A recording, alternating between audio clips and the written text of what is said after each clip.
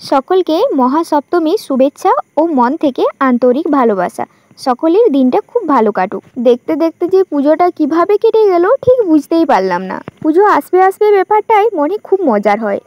আর এই 4টা দিন যে কিভাবে পেরিয়ে যায় নিঃশ্বাস ফেলতে না ফেলতেই যেন দিনগুলো কেটে গেল। আজকের দিনটা ছিল সপ্তমীর দিন, তাই সকাল সকাল বেরিয়ে পড়েছিলাম একটু প্যান্ডেল হপিং করতে।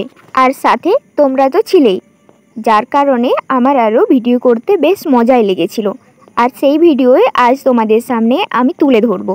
তো চলো শুরু করা। নমস্কার, আমি উষা। আমার নতুন একটি ভিডিওতে তোমাদের সকলকে জানাই স্বাগত। পিছনে যে প্যান্ডেলটা দেখতে পাচ্ছ সেটা দেখে আশা করি তোমরা বুঝেই গেছো আমরা আজকে কোন রুটে এসেছি। প্রথমেই বলি, এইদিকে আমি প্রথমবার এসেছি, তাই এই রুটের ঠিক জায়গা সম্বন্ধে আমার অতটা জ্ঞান নেই।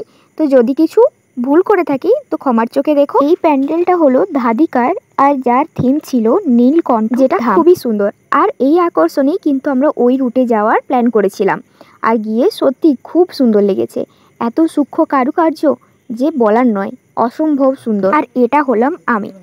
এই পুজোতে সারা বছর ধরে আমরা প্ল্যানেই করতে থাকি যে এই 4টা দিন আমরা ঠিক কীরকমভাবে সাজবো। তার মধ্যেই এটা ছিল আমার সপ্তমীর লুক। ওখানে ঠাকুর দেখে আমরা আবারও বেরিয়ে পড়লাম। আর দ্বিতীয় প্যান্ডেলের তো কোনো কথাই হবে না।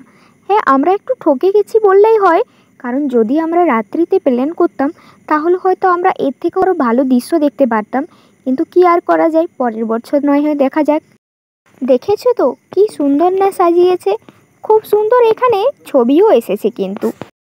তারপর একটু খাওয়া দাওয়া করে আবারও বেরিয়ে পড়লাম। সপ্তমীর দিন যেমন প্যান্ডেলে একটু ভিড় কম থাকে, ঠিক তেমনই রাস্তায় কিন্তু ভিড় পাবে, কেননা সেদিন ছিল ঘট ডোবানো। তাই সবাই লাল শাড়ি পরে ঘটাতে যাচ্ছিল। এই প্যান্ডেলটা ছিল পুরীর জগন্নাথের থিম, যেটা ছিল অসম্ভব সুন্দর।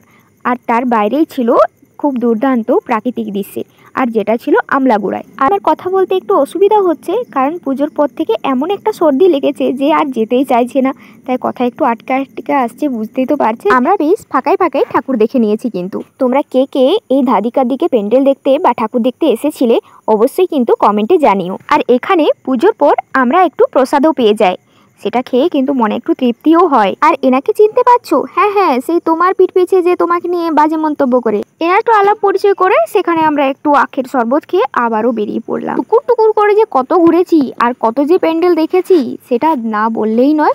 তারপরে বড় বড় থিম ছিল, এটার মধ্যে একটা যেটা তোমাদেরকে আবারও দেখাচ্ছি। এই থিমটাও আমার খুব ভালো লেগেছে, কিন্তু আমরা যদিও কিছু বুঝতে পারিনি, এটা রাত্রে হলে হয়তো আমরা অনেক ভালো করে বুঝতে পারতাম। আর এটা আসলে কোথায় অবস্থিত সেটাও তোমাদেরকে একটু দেখিয়ে দিলাম। আর প্যান্ডেলগুলো সত্যি অসম্ভব সুন্দর, আর প্রতিমাগুলোর তো কথাই নেই।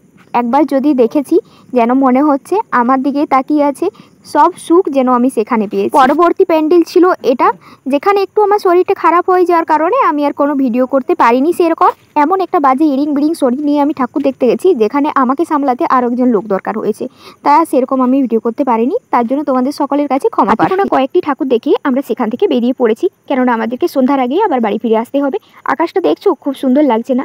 এই আকাশে তো আমাদেরকে অর্ধেক পুজোর আভাসে দিয়ে দেয় যে পুজো প্রায় চলে এসেছে।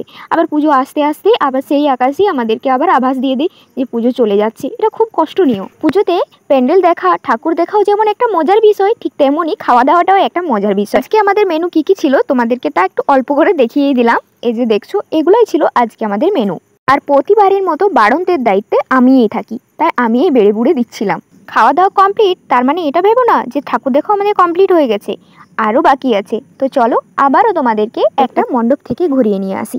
তো চিনতে পারছো, এটা হলো সিমলাপালে স্কুল মাঠের মণ্ডপ। আর আমাদের গ্যাংটাকে তো ভালো করে দেখানোই হয়নি, এই যে আগে কিছুজন আর পিছনে কিছুজন। এদিকে ঘুরতে আসার থিম, প্রতিমা ঠিক কেমন হয়েছে আমি তোমাদেরকে খণ্ড খণ্ড বা পার্ট পার্ট অনুযায়ী অনেক কটা ভিডিও দেখিয়েছি, কিন্তু একটা ভিডিওতে তো এত কিছু দেখানো সম্ভব হয়ে ওঠে না, তাই তোমাদেরকে লং ভিডিওতে আমার আজকের জার্নিটা কিছুটা শেয়ার করলাম। সিমলাপালে আমরা পুরো বিকেলটা কাটিয়ে সন্ধ্যা নাগাদ ওখান থেকে বেরিয়ে পড়লাম বাড়ির পথের উদ্দেশ্যে। রাস্তায় এই লাইটিংগুলো খুব সুন্দর লাগছিল, তাই ভিডিও করতে একদমই ভুলিনি। এই সব কিছু স্মৃতি হয়ে রয়ে যাবে আরও 1 বছরের অপেক্ষায়। যতই বড় হচ্ছি, দুর্গাপূজার মজাটা যেমন অল্প মতো কমই আসছে, কিন্তু এই যে বিজয়ার যে কান্নাটা, চোখে না চাইতেও জল আসাটা, হৃদয় ভাঙার থেকেও বড় কিছুই মনে হয়। আজকের ভিডিও এতটাই। ভিডিও কেমন লাগলো কমেন্টে জানিও। সবাই পুজো কেমন কাটিয়েছো অবশ্যই কমেন্টে জানাতে ভুলো না। সবাই ভালো থেকো, সুস্থ থেকো এবং সাবধানে থেকো। জয় মা দুর্গা। মা সবার মঙ্গল করুক। আজকের মতো টাটা।